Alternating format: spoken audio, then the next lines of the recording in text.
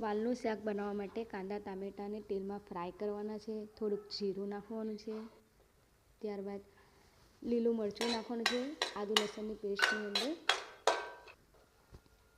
હળદર, દળેલું જીરું, લાલ મરચું, ગરમ મસાલો, સ્વાદ અનુસાર મીઠું.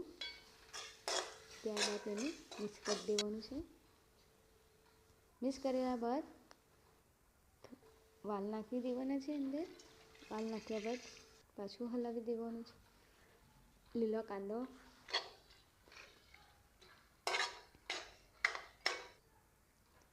થોડુંક પાણી અને ઢાંકી દેવાનું છે.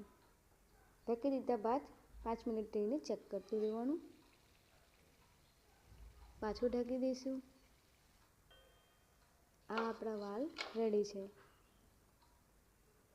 વાલનું શાક.